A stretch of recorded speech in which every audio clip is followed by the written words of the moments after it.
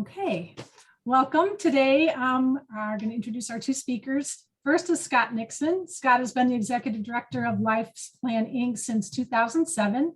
Lifesplan operates as an Illinois nonprofit association that primarily acts as a type of corporate trustee over a variety of different special needs trusts, including pooled trusts.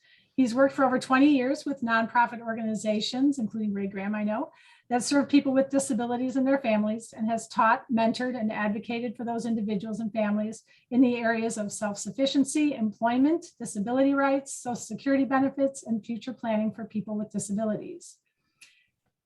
Hanny Pei-Rodriguez is director with BMO Harris Bank's Estate Settlement Services team, where she administers decedents' estates and revisionary medical trusts. Hanny began her career as an attorney for the Cook County Public Guardian, working with abused and neglected children as well as disabled adults in need of estate and personal guardianship services before transitioning to the private sector with a well-regarded elder law firm. She is a respected presenter on issues brought on by age, chronic illness, disability, and death. So please help me welcome Scott and Hank. Thank you, Linda. We are honored and appreciate the opportunity to speak today. So why don't we get started? We have a lot to talk about. Hopefully this is good information for families that we can share for each of you, wherever walk of life you are with your loved one with special needs. So let's begin. With special needs planning, you've probably heard a lot about it today with Brian and Sherry. Obviously, there's a lot to it. And sort of, we wanted to sort of start at the beginning of what is it that families need.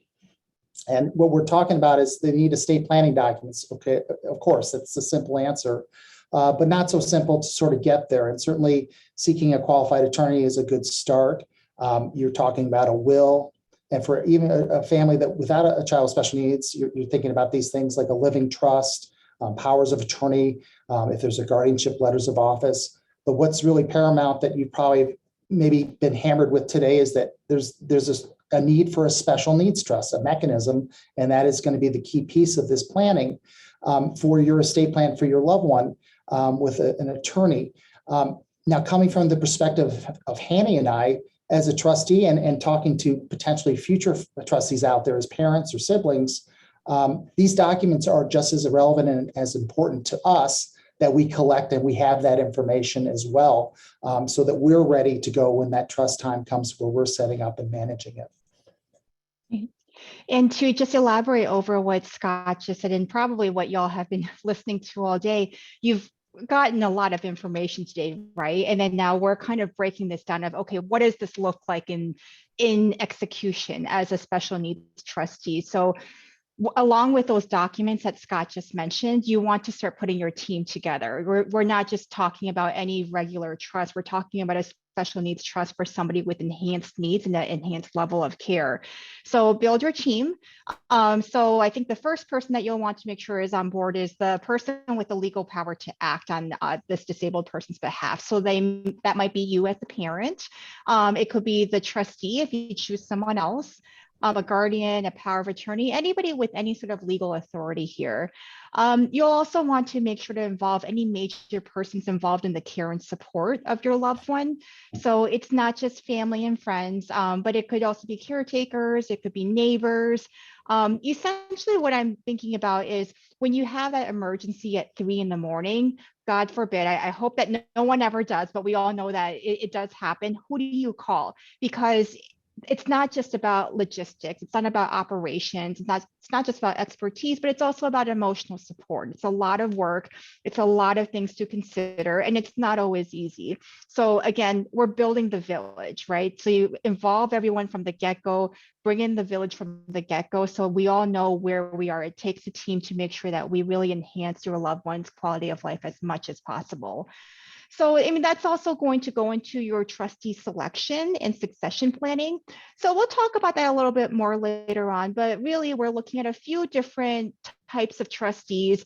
What makes sense for you now, makes sense for the future. It may be one of individual, it may be a corporate fiduciary, it may be a pooled trust, there may be some sort of combination, but really we want to make sure that you have that information on hand so you can make the best informed decision for your loved one.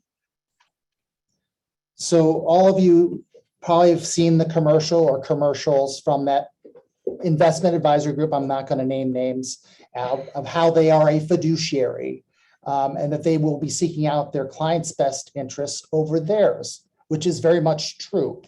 And it does apply to being a fiduciary and the role of being a fiduciary. And that role includes myself and Hanny, as Hanny is a corporate trustee. I'm a corporate trustee with a nonprofit. And two, that does include your family trustees in making that selection. So here are some general duties of a fiduciary that fall under the Illinois Trust Code listed below, under the Uniform Prudent Investment Act, that are things you would assume are common sense, but you may be surprised. Duty of good faith, acting in good faith. I've had many calls from clients where I have a trustee from another place, a family trustee, who will not reveal an accounting to the beneficiary or to their POA. They won't know what's in the trust for years. That's not acting in good faith. That's acting in bad faith. So there are some minimum requirements that you think, well, this is logically going to be, of course, the case, but not always so. Duty of loyalty to the beneficiary. Like to the customers here, the trustee is to serve the needs of the beneficiary. Impartiality, we're going to talk a little more about that. Impartiality, what does that really mean? And what does it mean between the selection of your trustees?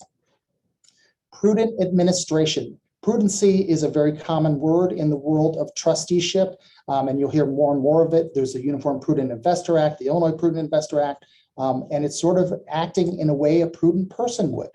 So when you have a trust that you have to manage, and it's more than $100,000 or so, there may be a need to make that trust productive, which may be involving investments. And the investments are critical, and they're also important that that prudent person takes the right steps in handling that and making that selection that even another prudent person will look at and say that is reasonable to accept that kind of investment plan. Also, you're monitoring the trust assets at all times. And that's your job. It is a simple job sometimes, but you'd be surprised that sometimes you can keep your eye, you miss the ball on that. And you're overseeing those investments. The other factor is that under the trust code for a family trustee or a corporate trustee is that you have latitude to hire an agent. And that could be an agent for the investments to oversee those investments. And even it's your duty, but you still also want to make sure you're overseeing the costs of doing those investments as well. So you have some room there, some liability protection that you can hire agents that have the liability to do that, but you still have the responsibility and the duty, the fiduciary duty to oversee that. And this may be an obvious one, but you have a duty to account and report the trust. And minimally under the code, it's at least once a year. Most corporate trustees are probably providing it because of the world online statements monthly or quarterly, but that's a minimum requirement to reporting on an annual basis. Thanks, Scott. So let's look at the different types of trustees that we can have. So first, I think we're probably the most common, especially with our audience today, is the individual trustee. So typically it may be the parent or perhaps a sibling. And there's some really great advantages here. I think the most obvious is that they're familiar with the beneficiary, right? So they've presumably known them for many years, possibly since birth. They know what works for them, what doesn't, what makes them happy, what doesn't. These are things that really you only kind of learn by personally getting to know someone, and sometimes just by being family. There's also the flexibility of an individual trustee. I think we can all kind of agree that really anytime that you're dealing with a professional service, there's just more procedures in place. There's more paperwork to go through. So with the individual, it's just a little bit more flexible as far as administration goes.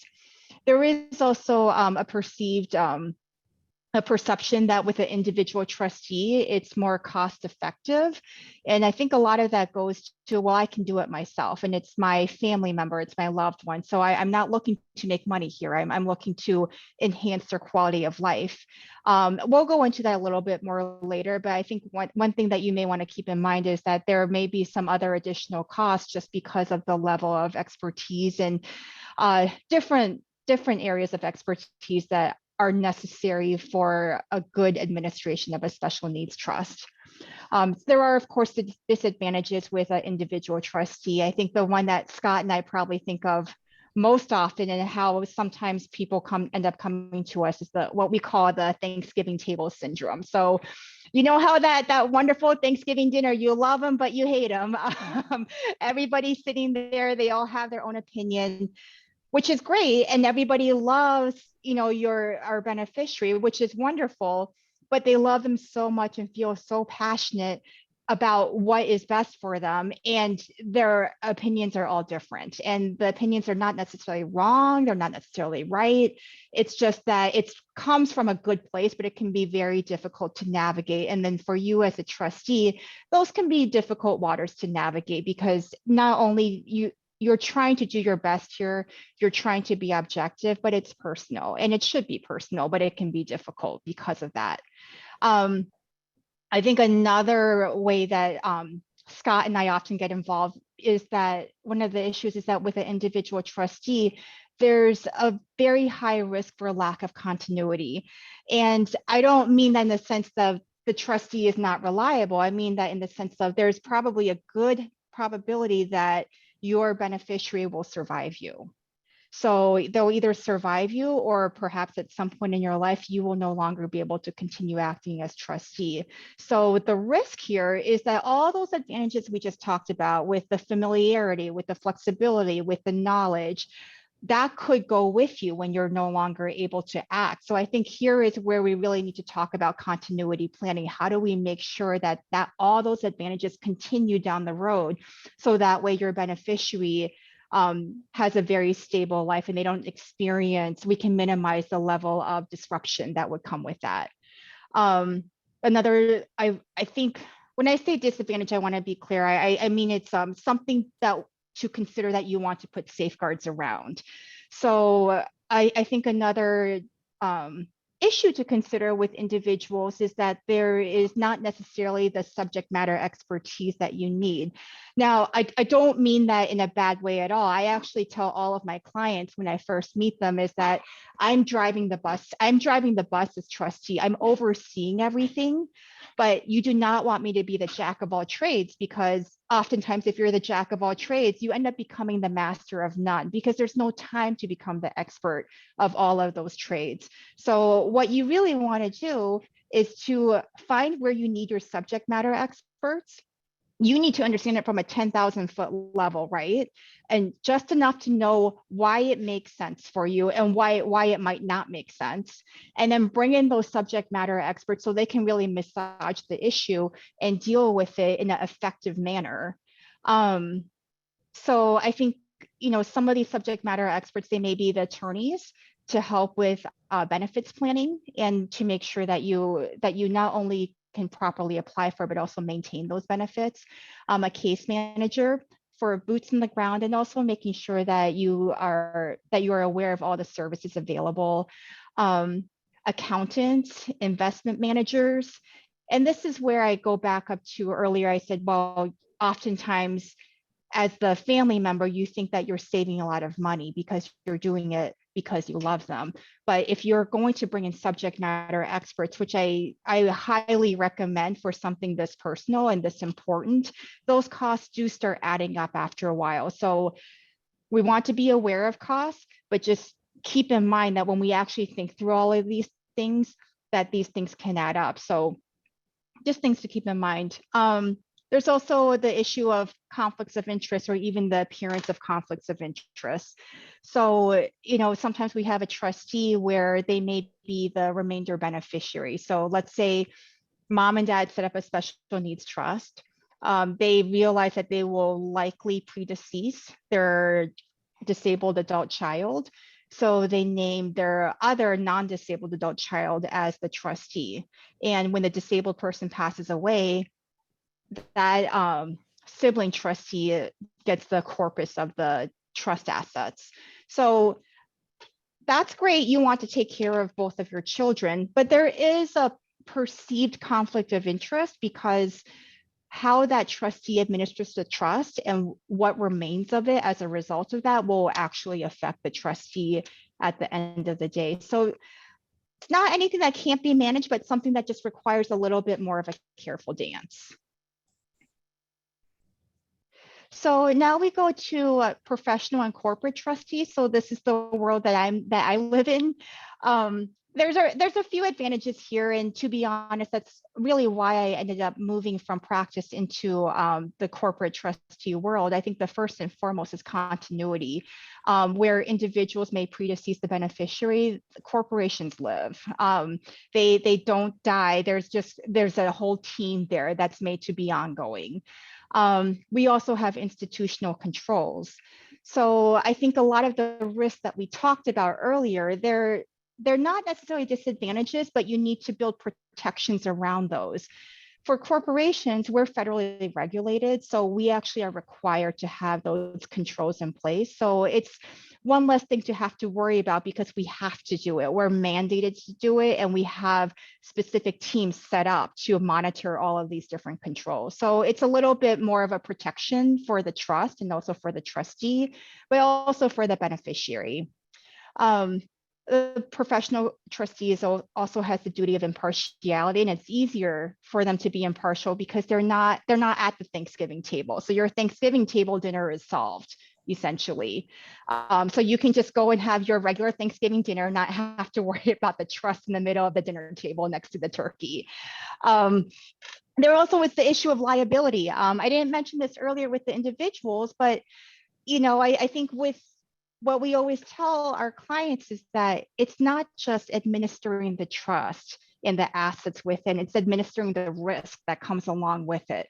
So as an individual trustee, administering the risk, it also exposes you to personal liability as well. So just a few things to keep in mind. With a professional trustee, that personal liability is removed from you. So just something to consider. And there also is the efficiency of it. Part of it is when you remove those Thanksgiving, you remove the Thanksgiving table, you remove perceived conflicts of interest, you remove any risk of impartiality or even appearance of impartial. Well, you remove the risk of not being impartial.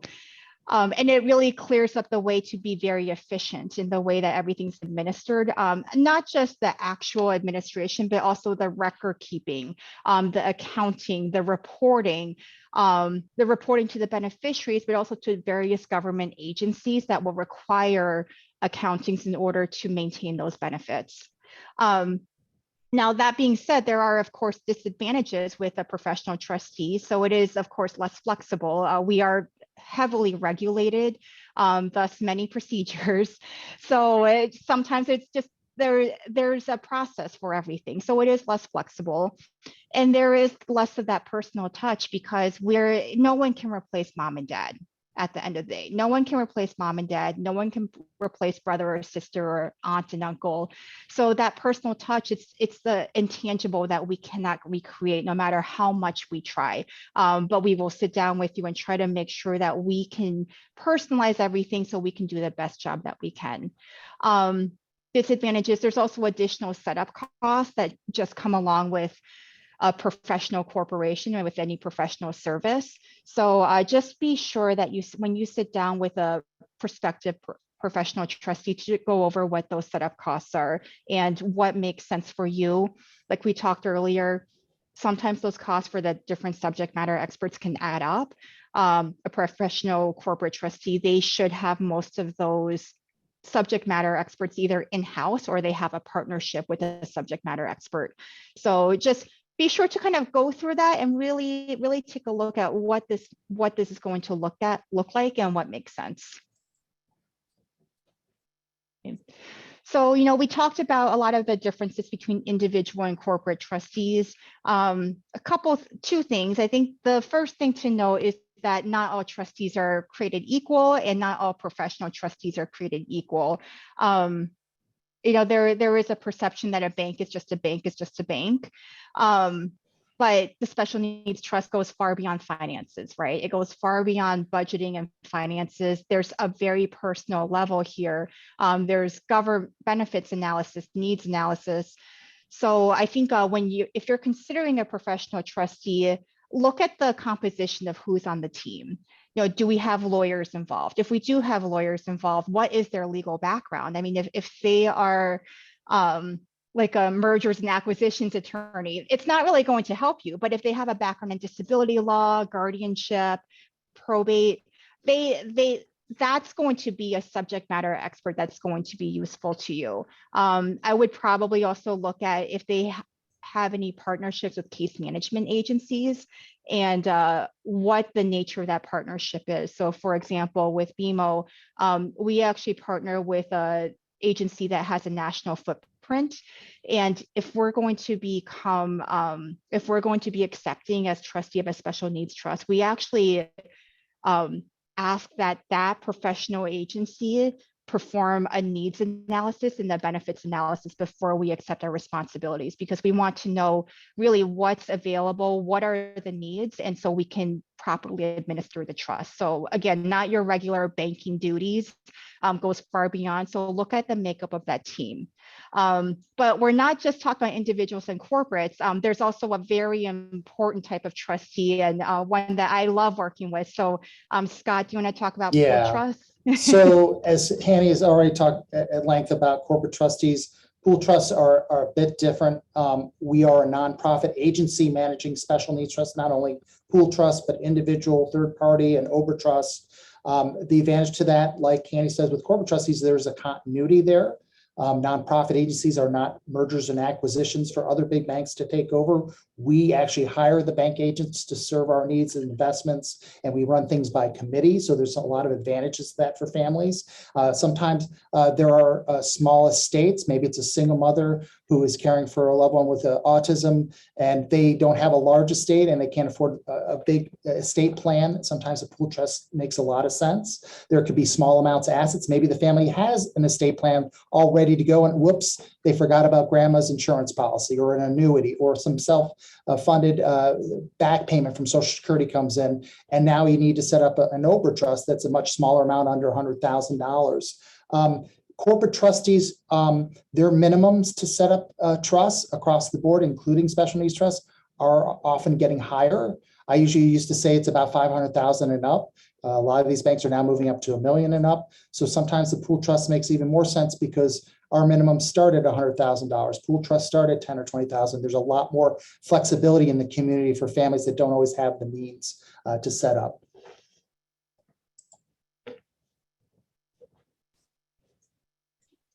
So, we talked about not all trustees are created equal, and also you don't not necessarily it's not a one size fits all for you either. So one thing that you may want to look at is if you want to perhaps pursue a co-trustee partnership. I think one of the things I like about this is if done correctly, you can truly get the best of both worlds. So you can have an individual who has a familiarity, all those advantages that come with being family or just having a personal relationship with your beneficiary, but then bring in someone like Scott's organization or like my organization with the professional, where you also get the continuity and the subject matter expertise resources and the protections that a professional agency is required to have and will do. Somebody asked earlier, what do we mean by case management agency? Part of that with case management agency for us, we usually use that as a means of boots on the ground and eyes and ears. So as somebody who works at a bank, I'm not able to be there with the beneficiary every single day. But it's important for me to know what their needs are because their daily life is not going to look like mine. It's going to very likely have a lot of significant differences. And I think where the case management agency really comes in is if the family is no longer able to serve, or they're not, maybe they moved across the country or they're no longer around. I need to make sure that I have eyes and ears on the ground. So they can go check in on my beneficiary with whatever level of frequency I need. They also are connected with local resources. So not just medical care, but maybe social activities. They can do case planning, maybe take care of some of the details for if we're going to do a vacation or some sort of outing. So really, I bring them in to enhance the quality of life that that goes beyond the regular day-to-day banking. And see, as to co-trustees, so sorry, I got a little off track there, but really it's getting the best of both worlds, right? But I think the important thing is to really just make sure that you're communicating. So I actually have one situation, probably one of the best partnerships I've had, where we actually began the two co-trustees. They were the disabled person's longtime attorney, and the other was a family member. And then, of course, us as the corporate fiduciary. And when we first began, we knew that, okay, this is not everyone on board is going to stay around forever, but these people have significant history. So let's make sure we get off on the right foot. There was a lot of varied factors and layers in this situation. So we actually had weekly meetings every Monday morning. And we went through, we had our entire checklist every single Monday morning. And then we had a division of responsibility. So we had, you have the contact here, so you'll deal with that. You have the contact here, you'll deal with that. And then the following week, we have a checkup on that. And it's really created for a very seamless partnership. So don't think that you have to do one or the other. We can get creative here. You have to find the combination that fits best for you. Yeah, if pool trusts can offer co-trusteeship, it can be a good partnership. It is a partnership. There's equal responsibilities. It's decisions by committee. As I said, it can be best of both worlds. As Hanny said, it's the best of both worlds, as everybody can sort of play nice in the sandbox and work together. It's a division of labor where the corporate trustee or the nonprofit's doing a lot of that heavy lifting in the division of labor, while the co-trustee of the family member is selected can oversee it and can have that authority to hire and fire or move on if they feel this isn't a working relationship. Okay, so talking about seeking out the qualifications of your trustee, just some sort of fundamentals about that to look into. I always like to tell families when I hear that they've got their entire estate planning done, the trust is finished, we've got everything crossed, the T's crossed, the I's dotted. And I just remind them that, this is just the beginning.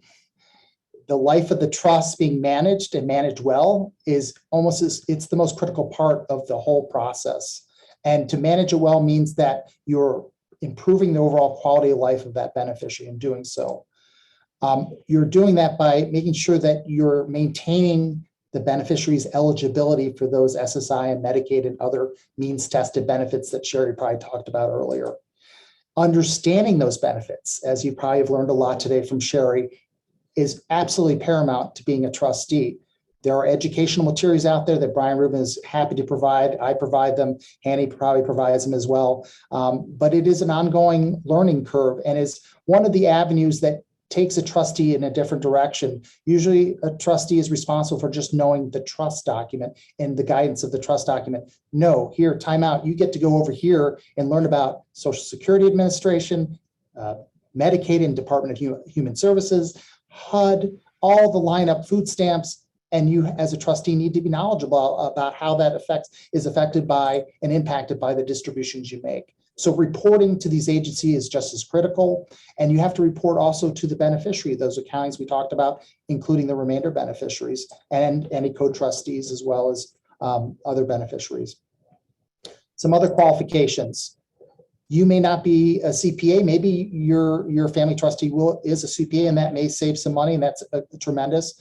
It's not expected that you necessarily have to be a CPA, but as a trustee, you need to be aware of what a W-9 is. If I'm going to hire a contractor, I need to manage that. I need to get provided information on that tax ID to submit 1099s out every year for paying vendors that are paid more than $600 a year. As I already mentioned, you can hire as a family trustee an agent that can be a CPA, and that's great, but you're still as a trustee going to need to provide that record keeping, just like your own taxes. So you're going to have to manage that, and that's part of your duties to keep those records. Again, maintaining expertise on the laws and rules pertaining to these types of trusts and knowing the trust document. The investment knowledge helps if your family member has that background. That's another added bonus for sure. But as again, I said, you can hire the agents to manage the trust as well. Coordination of care of services. So this is sort of a complicated, sort of ambiguous term here. You've got the individual may be in a group home provided care. You may be hiring a case manager, as Hanny's pointed out, that you're hiring to oversee their care. You may be managing the trust and the distributions and the benefits and the effects. You are coordinating all of that care around the beneficiary, and that fiduciary responsibility is yours and yours alone. So there can be a lot to that in the coordination of all that. Impartiality, we keep talking about that. Very critically important to maintain that. And certainly the corporate trustee and the nonprofit are going to naturally not have a conflict of interest. Good practice, but not always can be done with the family members. So now we've talked about what we really need to consider with administration. So how does the trusteeship actually begin? I think the first is selecting your trustee, right? And regardless of whatever profile that looks like, make sure that your trustee has demonstrated that they, number one, accept the responsibility as trustee, but also that they understand the document itself. When we say that they should demonstrate an acceptance as trustee, really what that looks like, it's a procedural matter where they'll either sign the trust document itself or they'll sign an acceptance of office, just a piece of paper confirming that, yes, I have accepted this responsibility and I'm therefore the current acting trustee. So from there, you also have the establishment of the actual trust. So that's how it's executed.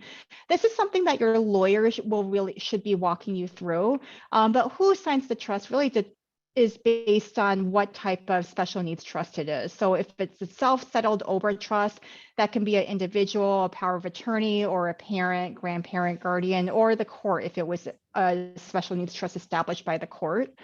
A third-party special needs trust, so it's established and funded by someone other than the beneficiary. Just know that it's important to note that the beneficiary themselves cannot sign that document. So it's going to be signed by a third party, such as a parent, grandparent, or the grantor or executor of an estate. Once you execute that trust document, you're also going to need a separate tax ID number for tax reporting. So we have the link down there for you to request the EIN. Just know that that's there. You'll want to make sure that your accountant has that. So now you're ready to set up the trust. Now, I don't know if I mentioned this before, if you have a trust that's not funded yet, you don't have an executed trust, but now you're ready for the funding. You've set up that EIN number. So now you have to decide if you're who is going to be your bank agent, or you're going to a co-trustee with a group from Hanny or from a nonprofit. Are they going to handle this? But if you're, as a family trustee, going to handle this, you're going to go to the bank and establish under that EIN number, usually a checking account, perhaps a savings with a better interest rate on it if you want to do that. And then if there is an investment fund, there may be even a third account with an investment fund with Schwab or with your investment advisor. So you'll be aware of that. They will all fall under that same EIN number. Once you have the funds and are received from an inheritance or settlement to establish trust, you're preparing to put the funds into the account. This is sort of where a special needs trust sort of is different than the living trust, because you may have a client, a beneficiary, and Sherry probably talked about this, about Medicaid or SSI eligibility, and you come into assets, what we call that Medicaid spend down. Well, right now you wouldn't be. The state doesn't have, they have a public emergency right now due to COVID, so they're not looking at resources until the end of the year or next year.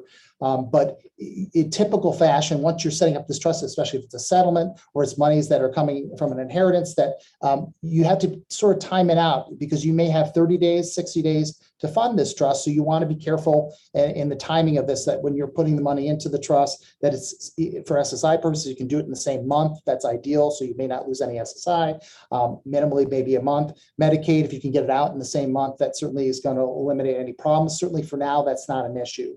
But once the trust is established, the trustee then sends notice out to the beneficiary and or their guardian about the fact that this trust is now open. It's sort of an open letter to let everybody know the trust has been established. The trustee of a special needs trust should be prepared with the trust document and statements and everything ready, the initial check to fund it, to prepare to report to Social Security and or Medicaid. Usually you'll start with somebody on SSI with Social Security. If they're on SSDI, you don't need to report to Social Security because it's not a means tested benefit, but you have to be prepared to report to the agencies. But it's also good practice, once that's all settled, is to meet with the beneficiary and or their guardian, and maybe a service provider or case manager that maybe you've hired, or they're with a service provider with a case manager, to go over procedurally how you as a family trustee is going to manage this trust, and talk about the conditions of the trust. This trust is a special needs trust. And if you're on SSI, you can't pay for food. And this is why. You have to be prepared to sort of answer questions. And then how are we going to make requests to handle the needs of the beneficiary? Now, some of your beneficiaries are non-communicative. So it may be the guardian you're talking with. Maybe the guardian is the sibling, the other sibling. So hopefully you're working together here to coordinate all of this. But always good practice, again, with that accounting, along with good practice in communicating as a trustee to your beneficiaries and or legal representatives like the guardian or the power of attorney for property. So we're going to talk a little bit about the I wants in general terms with a special needs trust, and this can change bit by bit from the type of trust that we're dealing with, from a third-party trust to a self-settled over trust, but across the board. The trustee is really not to distribute monies directly to the beneficiary in any way, shape, or form.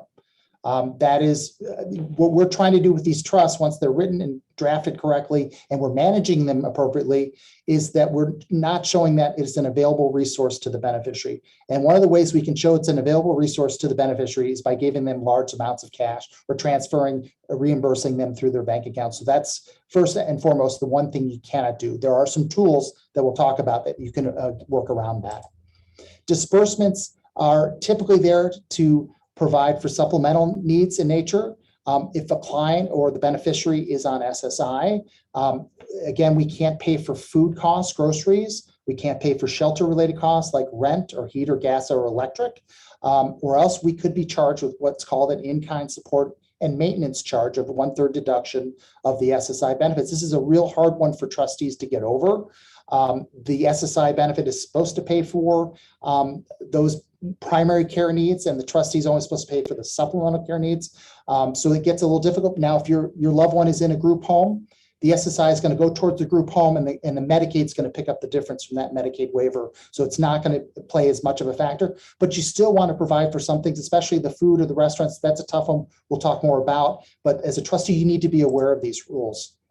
Again, across the board, these are supplemental in nature, and we're not trying to replace or show the government we want to replace SSI for food or rent, or we're going to replace Medicaid for healthcare coverage or for a wheelchair. Otherwise, they're going to see this as an available resource that they don't have to pay for these things. So as a trustee, you're trying to maximize the government benefits and limit costs there from the trust side, and then use the trust for everything else to fill in.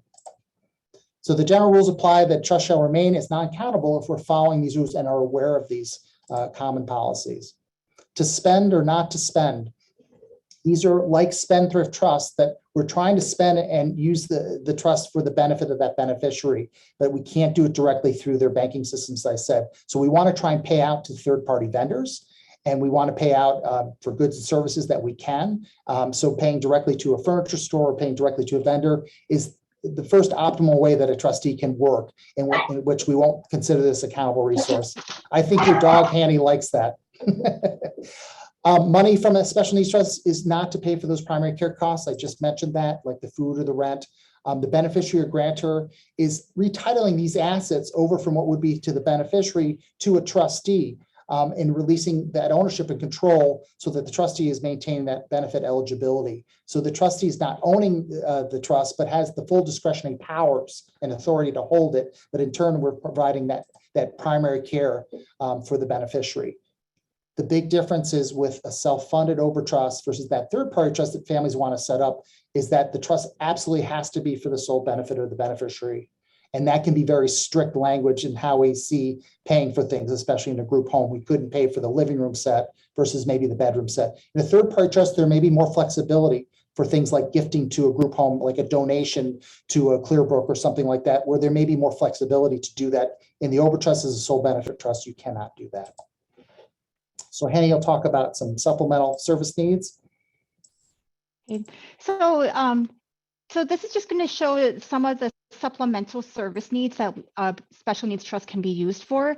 So I think the beauty of this here is that with the special needs trust, it's really designed, like Scott said, you're effectively sheltering these assets from being considered as available resources, right? So you can qualify for government benefits, and that's supposed to help you cover your basic needs. So housing, basic medical, that sort of stuff. Now, what we have here, these are all supplemental things, additionals, all the additions, all the I wants that you don't need it to survive, but they will significantly enhance your quality of life. So for example, nice clothing, shoes, a winter coat. I had one client, very girly girl, and actually because she lived in a group home, she actually lived a very colorful life in the group home. And maybe about once every other month or so, we would have a glamour day for her. She loved when we take her out to Michigan Avenue. She gets dressed up. She goes to the makeup counter, gets her makeup done, gets her hair done. We go to afternoon tea. And it's a great time for her. And then she has these new clothes that she wears every single day for the next month or so until her next glamour day. So, the supplemental needs are for the extras. They're for the glamour days, that sort of stuff. And it's really something that really, just because a group home is great, because it really provides for all the specialized needs that you need, but we want to make it more than that, right? We want to make it a very colorful, wonderful, enhanced quality of life. So these are just examples of some of the things you can do. So yeah, go ahead. Oh, these are just some additional examples of things that you can purchase that I wants to buy. Some other types of allowable disbursements that can often be, and I think I jumped your gun on that one, Hanny, sorry, are expenses like a house, putting a deed in a trust. That is something that you probably want to discuss with your trustee about how that's going to be managed. Is that something corporate trustees need to know about in advance, as do pool trusts, and what are kind of the assets going to be in the trust? Because that's a big responsibility. And who's going to live in that house? Is it just solely going to be the beneficiary? Likely a trustee is going to need a lot more vetting of that process of what that's going to look like. If you're going to do that, it's really good to have all your stakeholders know about sort of the intent of how the house is going to be run. Sometimes these homes are run by a nonprofit, so there can be some real upside for the trustee to understand sort of the balance of what they're responsible for in the maintenance. Vehicles, we often put a lien on the vehicles when we purchase one from a trustee if the beneficiary does drive, or sometimes we're purchasing a vehicle for a guardian who is a primary caregiver.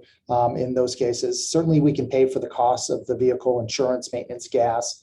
There could be other costs such as durable medical equipment not covered by Medicaid, elective surgeries, care management. Sometimes there are care managers that we hire that are really the eyes and ears for the trustee to see and oversee things that a family member already does see as a trustee that we'll hire. And then there's other cases where we'll pay a family caregiver for their time to serve because they can't go back to work because they're 24/7 caring for the loved one in the community in their home. And we can work out an arrangement which the trustee can pay for their time as well.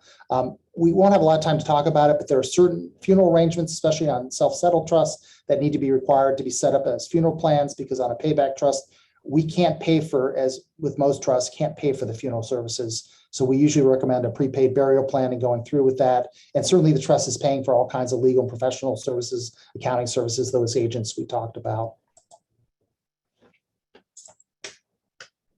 So direct payments to vendors is always an ideal way for a trustee to operate, setting up those bills. If the beneficiary has a guardian or the beneficiary has their own credit card, there are ways in which we can reimburse the credit card or pay in reimbursement directly to that guardian or their power of attorney, which is very helpful for everyone as far as efficiencies go. Certainly a guardian who purchases their own items with own funds, debit card, or seeks reimbursement, there's some natural controls there. And certainly for the Ober Trust, they may be over a court guidance with a budget that requires sort of what the trustee can pay out for. Hanny? So, we mentioned that there's no direct payments to the beneficiary, but these are some tools that we can use to give the beneficiary a little bit more flexibility. So here we have a link for a TrueLink debit card. So it essentially, I think as far as the beneficiary goes, it functions like a credit card. It feels like a credit card. And it gives them a little more flexibility in spending. And it also allows them to exercise a certain level of independence. There's also the option of having an ABLE account. So an ABLE account is allowed by the Social Security Administration and Medicaid for beneficiaries with a disability if they were disabled before the age of 26 without losing those benefits.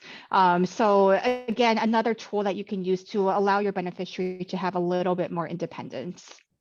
The ABLE allows us to work around that in-kind support and maintenance charge, but not everybody, not all of our beneficiaries are eligible. Certainly your population of folks with developmental disabilities immediately qualify for the ABLE. And certainly it's a great tool for trustees that when we can use it.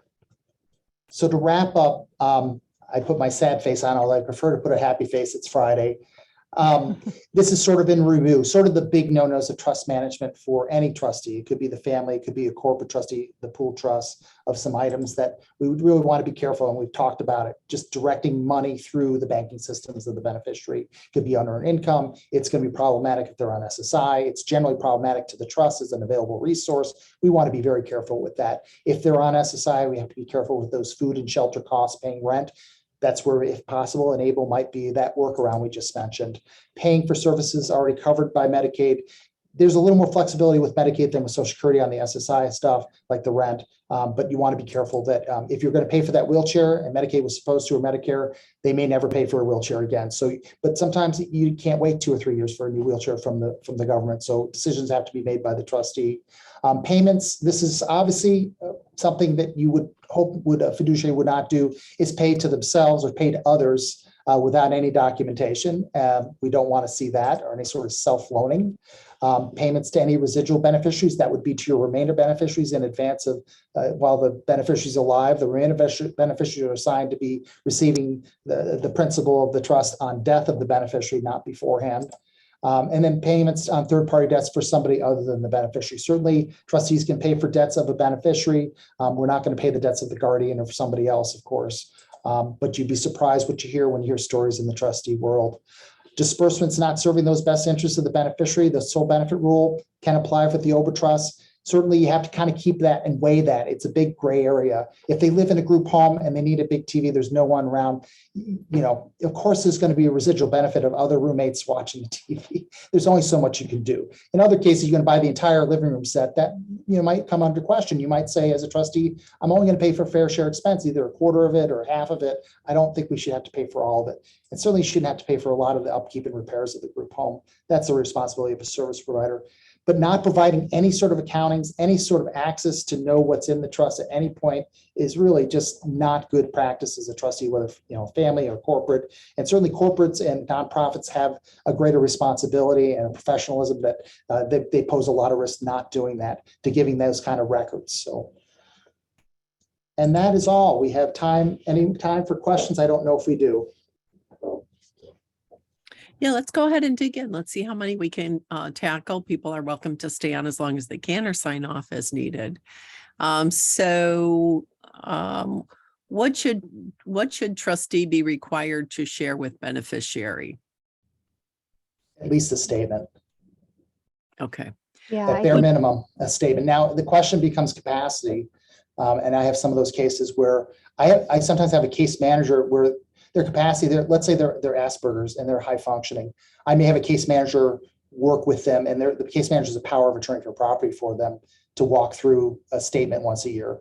This is what you're trusted with. And I may send them a secured email that they can look at. The trustee sometimes has different, dark alleys to be careful of in that kind of situation. If they're in a group home and let's say they have a $2 million trust, I don't want anybody to know they have a $2 million trust in a group home anywhere, not even their case manager, except for the person I pay to be their power of attorney for property. So they're sort of like, you want to be careful, but at minimum, they should be able to see one statement a year, if not more.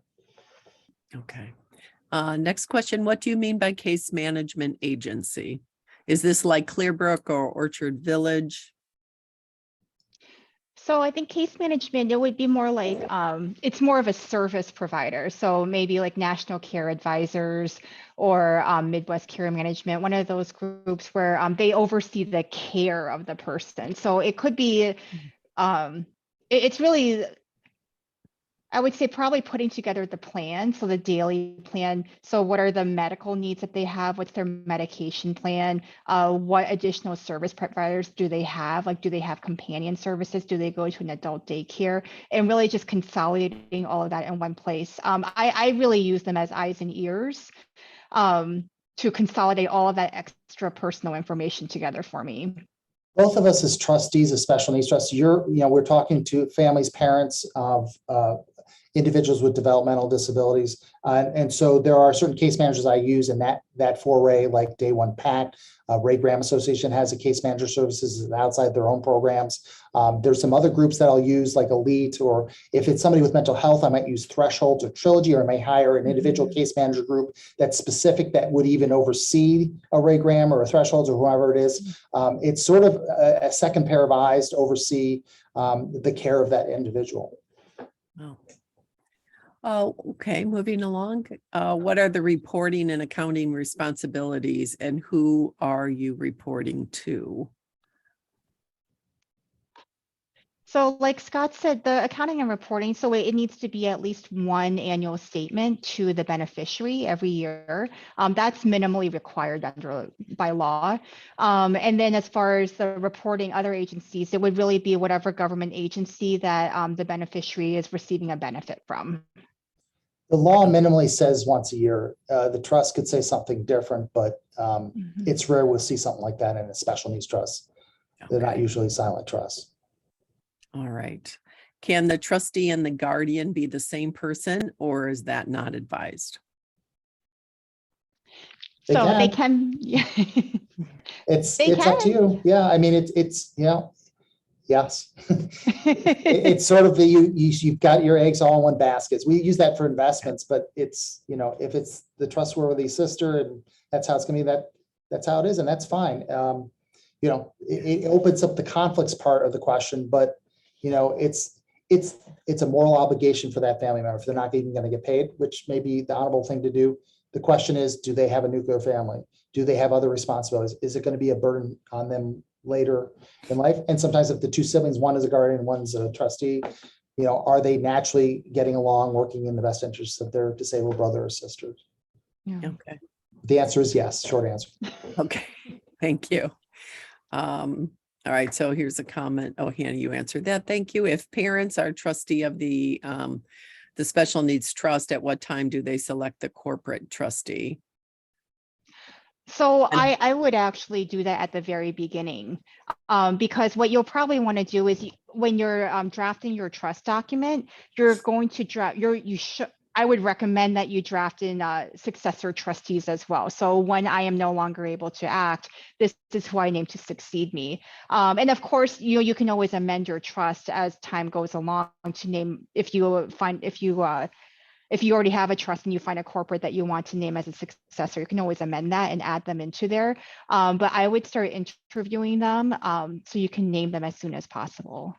Okay. There can be language in the trust document that give, like with other documents like co-guardian or co-POA, you can go from brother A, sister B to co-trustee BMO to life plan to Day One PAC to, you can put a succession line if you'd like on those, and you want to make sure that you've asked those groups that will be willing to take that, that succession on that.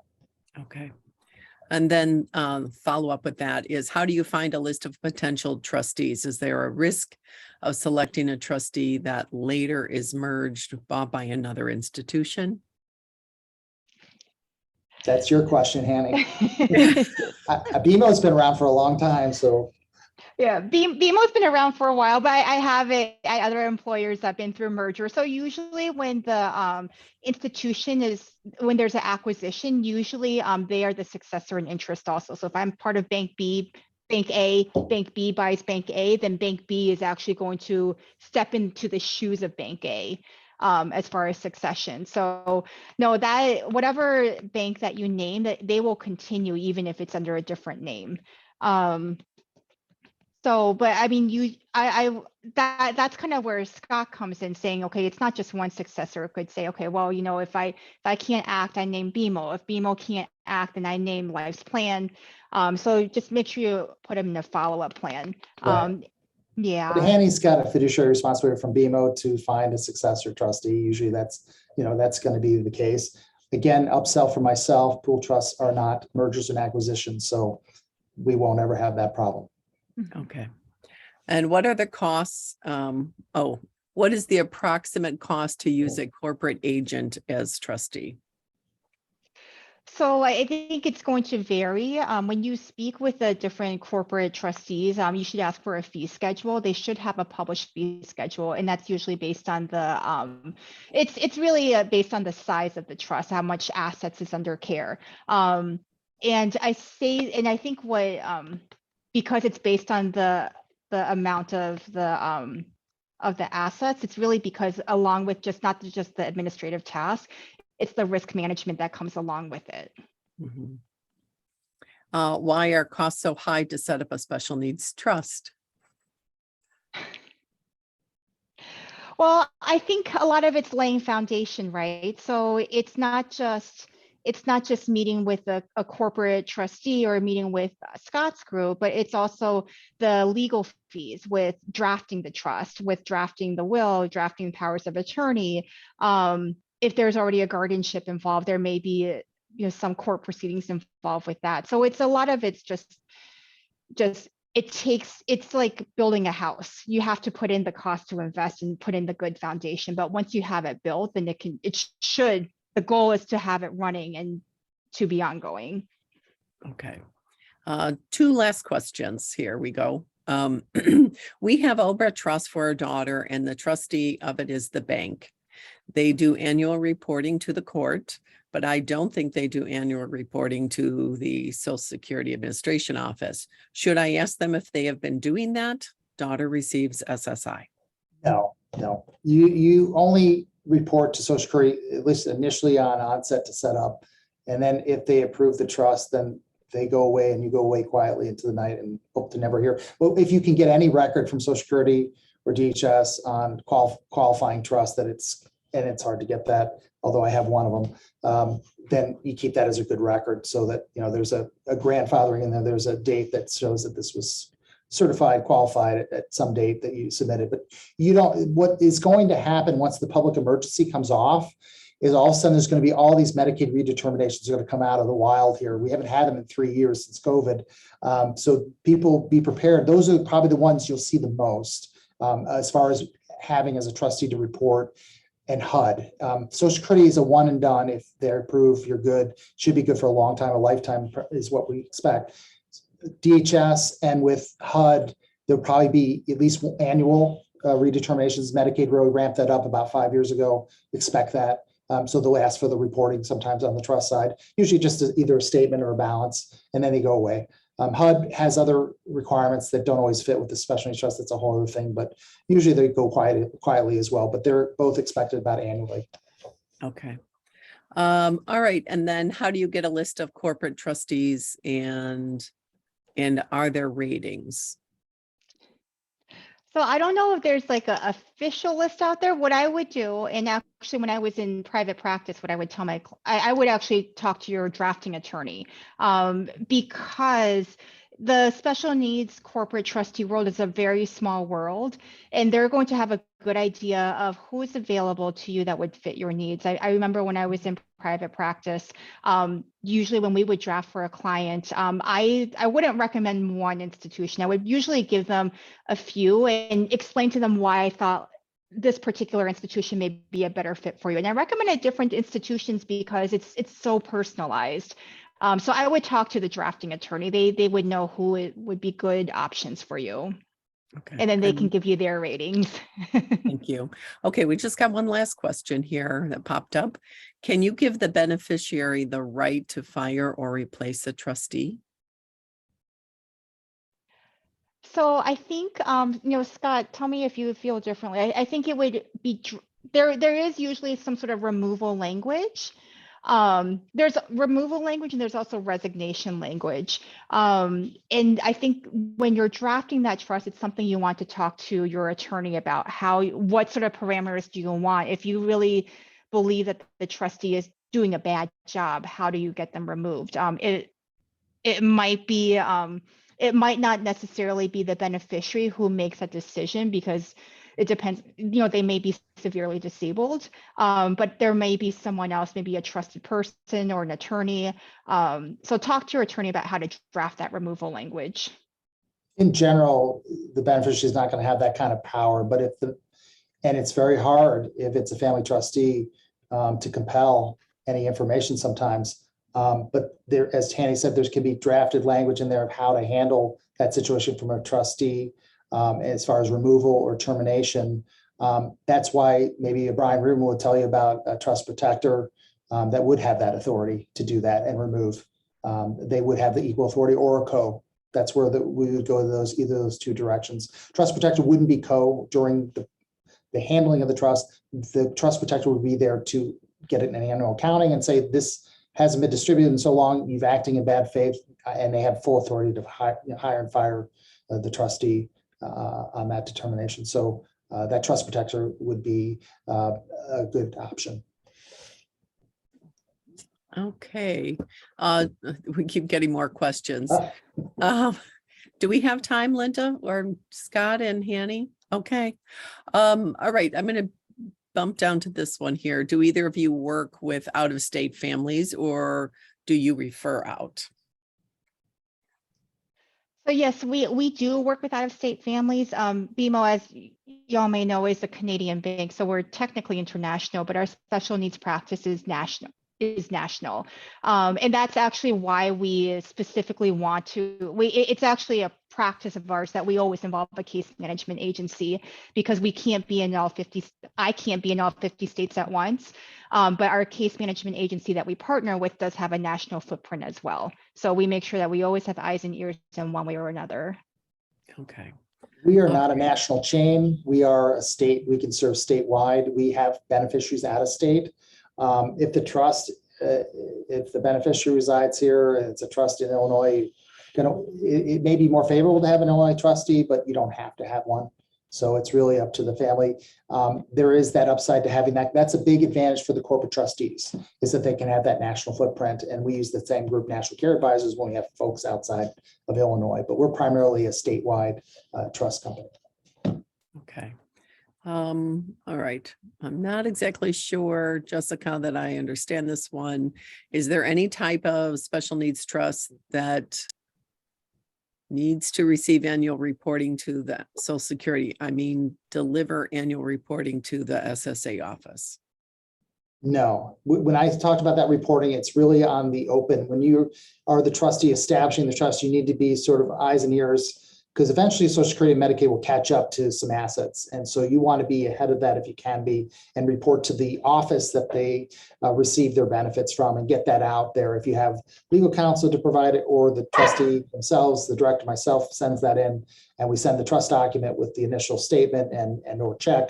And if they need more information, they can come back and look for it. Once they've approved it, and that could be 6 to 9 to 12 months, you shouldn't hear much back from Social Security ever again.